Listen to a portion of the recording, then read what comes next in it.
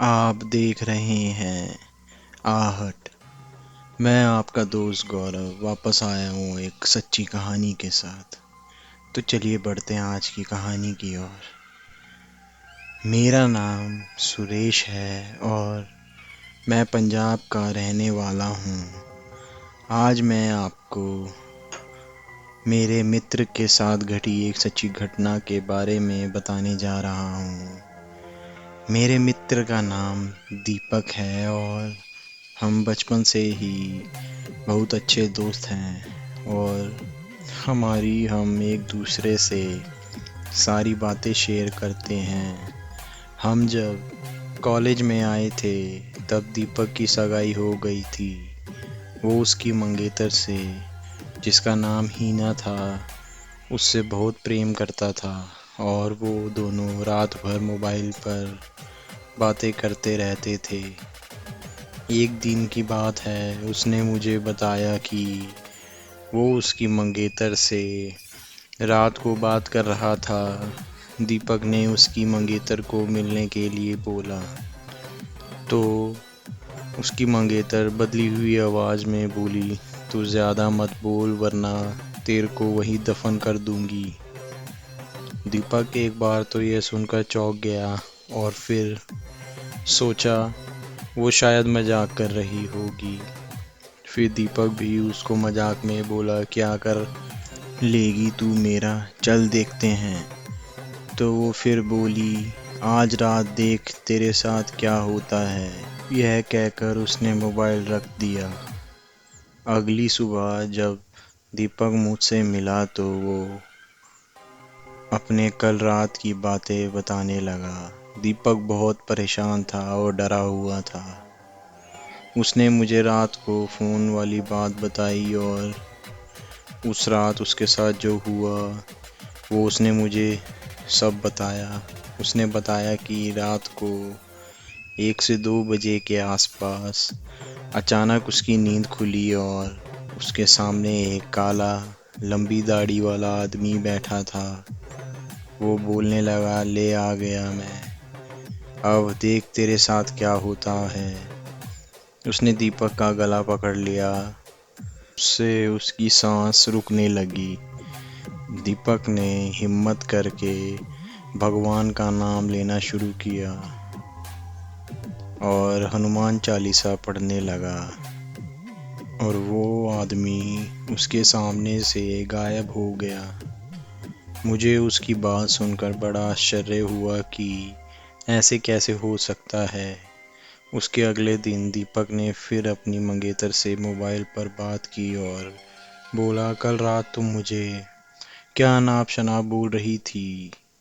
उसकी मंगेतर ने कहा, ऐसा कैसे हो सकता है, लेकिन कल तो मैंने फ़ोन ही नहीं किया था। ये सुनकर दीपक के रोंगटे खड़े हो गए और उसने तुरंत फ़ोन काट दिया। उसी वक्त दीपक ने मुझे फ़ोन किया और कि उसकी मंगेतर की तबीयत ख़राब है और कल उसके घर पर चलना होगा। अगले ही दिन हम दोनों तैयार होकर दीपक की मंगेतर के घर गए। वहाँ हमने दरवाज़ा खटखटाया तो उसकी मंगेतर सामने खड़ी थी और बदली हुई आदमी की आवाज़ में बोल रही थी कि तुम फिर आ गए। तूने अगर अंदर कदम रखा तो यहीं पर तेरी अर्थी निकाल दूंगा। दीपक बोला कि ये क्या बोल रही हो तुम।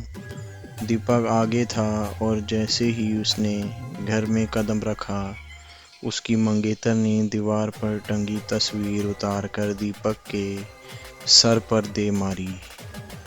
उसके सर से खून बहने लग गया।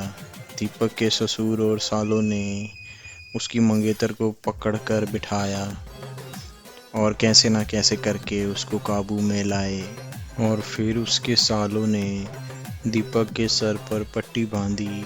हीना के दादाजी ने बताया कि हीना को जिन का साया लग गया है। इस पर दीपक के ससुर ने उन्हें अपना मुंह बंद रखने को कहा। थोड़ी देर रुककर हम वहां से सीधे अस्पताल जाकर ढंग से पट्टी करवाने लगे।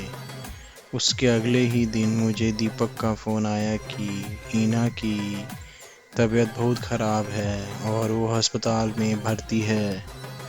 दीपक ने बाइक निकाली और हम दोनों जल्दी अस्पताल पहुँचे। वहाँ पर पहुँचते ही हमने डॉक्टर से हीना की हालात पूछी तो उन्होंने बताया कि उसकी हालात बहुत नाजुक है। कौन सी बीमारी है वो पता नहीं चल पा रहा है और उसके घर वालों को डॉक्टर ने दीपक को घर ले जाने को कहा।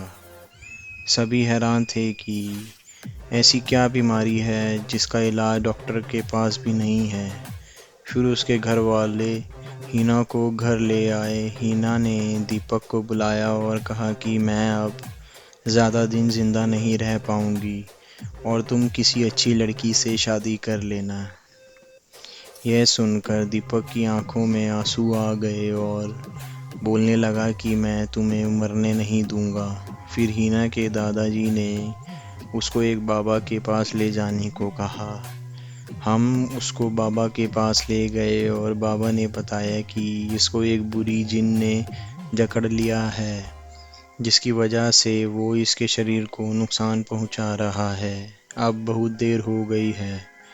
बाबा ने बताया कि इसका एक ही इलाज है। यहाँ से 100 किलोमीटर दूर एक दरगाह है, वहाँ इसका इलाज हो सकता है। और बाबा ने बताया कि इसके साथ वही इंसान जाएगा जिसे वो सबसे ज़्यादा चाहती है। दीपक ने कहा कि मैं चला जाऊंगा, मुझे बाइक भी चलानी आती है। रात के 2 बजे दीपक और हीना दोनों बाइक पर निकल पड़े। लेकिन आधे घंटे बाद किसी का फ़ोन आया कि दीपक और हीना का एक्सीडेंट हो गया है और वो दोनों मारे गए हैं। यह सुनकर मेरा रो रो कर बुरा हाल हो गया। मेरा सबसे करीबी दोस्त अब इस दुनिया में नहीं रहा। ये थी मेरी आज की कहानी। मैं आपका दोस्त गौरव वापस आऊँगा एक और सच्ची कहानी के साथ।